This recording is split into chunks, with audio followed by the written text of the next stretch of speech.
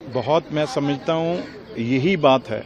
आपने सबने पिक्चर तो देखी है धुरंधर सेकंड, और मोदी जी और एनडीए गवर्नमेंट हमेशा लोगों के साथ है।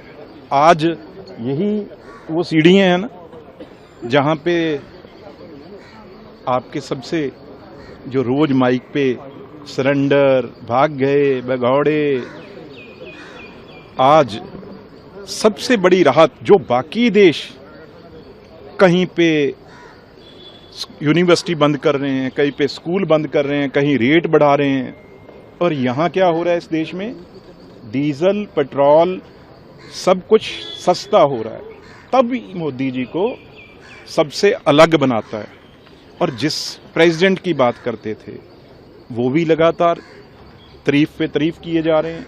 तो इसलिए मतलब ये मोदी जी को ऑपोजिशन वाले आज तक समझ ही नहीं पाए, पर देश समझता उन्हें भी। जब मुश्किल घड़ी आई तो जब परिवार का जो एक परिवार का फैमिली का बड़ा होता है ना, उस तरह हमेशा इस देश के हर परिवार के बड़े होने का फर्ज जो निभाया है नरेंद्र मोदी ने निभाया है।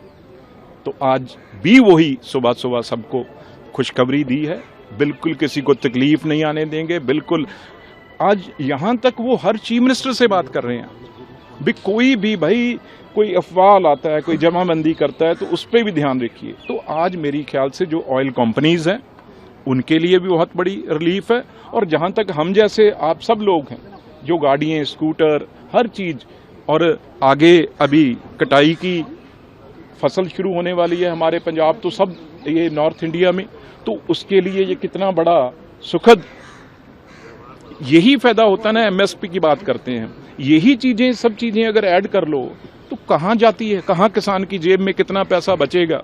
और ये मैं समझता हूँ नरेंद्र मोदी जी सोच सकते हैं। मैंने जैसे कहा भी ऑपोजिशन वाले सिर्फ वो भी मजबूरी है, अगर घर जाते होंगे उनके भी बच्चे, मैं जिम्मेदारी से कहता हूं जब मैं ऑपोजिशन में था तो मेरे परिवार बाकी फैमिली भी हंसती थी भी यार ये राहुल गांधी क्या बयान देता है, सारी लोग सब बच्चे हमें मोदी जी कहते हैं, देश का अच्छा कर रहे हैं।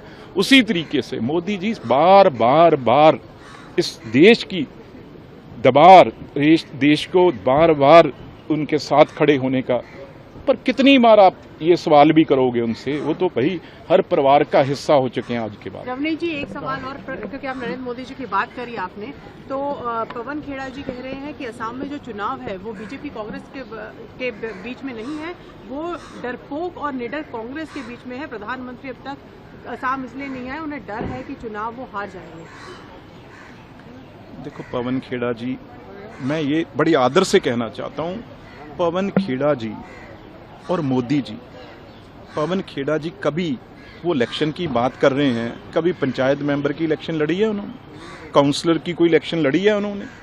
बातें करने में ये 2-3 आदमी रखे हुए हैं। आप मीडिया को कोई ना कोई ऑपोजिशन को जगह देनी होती है, तो कभी हम देखते थे बड़े बड़े स्पोक्स पर्सन। आज ये मैं इनको देखता रहा हूँ पार्टी में क्या इनकी स्थिति थी, ये कुर्सी लेने में भी इनको दिक्कत आती थी। आज जब सब पार्टियां लोग छोड़ चुके हैं, आजकल इनकी बारी है, और ये अच्छा नहीं लगता मोदी जी के। हाँ, हमारे किसी एक वर्कर या किसी के उसके बारे में तो बोल लिया करे, इनका मैं वैसे हंकार की बात नहीं कर रहा, हर एक वोटर का उतना ही कद है जितना प्राइम मिनिस्टर का कद है। लेकिन पवन जी, आप जिसके साथ हैं, जिसको आप डिफेंड करते करते, हम भी किसी वैसा ही डिफेंड करते रह गए थे। कोई पूछेगा नहीं पवन जी आपको। जिस दिन आप राहुल जी को टाइम मांगे ना, उस दिन राहुल जी आपको टाइम भी नहीं देंगे। आप यहाँ असम की बात रिकॉर्ड तोड़ आपके प्रेसिडेंट भाग गए। किसी स्टेट में ऐसा हुआ? ये कह रहे कांग्रेस जीत रही है। आपके सिटिंग एमपी 2 बार के, उनको संभाल के रखना था पवन जी। मणिकांत टैगोर जी पर एक सवाल है मेरा, क्योंकि कल किरण जी ने उनको बोला है कि वो अनपार्लियामेंट्री प्रेस मिनिस्टर है, पर्सनल अटैक करते हैं एलओपी पे। आपको क्या लगता है, क्योंकि किरण जी कह रहे थे एलओपी बहुत सीरियस नहीं है, एलओपी है, प्रियंका गांधी बेटर पार्लियामेंटेरियन है। वो तो भाई आप टाइम से देख लीजिए, जो जितना पार्लियामेंट में टाइम देगा उतना ही वो सीरियस होगा, उतना ही बड़ा होगा। औहदे से बड़ा होना अलग बात है, लेकिन पार्लियामेंट में जिसके लिए आप बने हो, अगर वहां टाइम नहीं देते फिर किस बात के आप किस चीज के एलओपी हैं भाई। इसलिए जो किरण जी ने कहा वो सही कहा।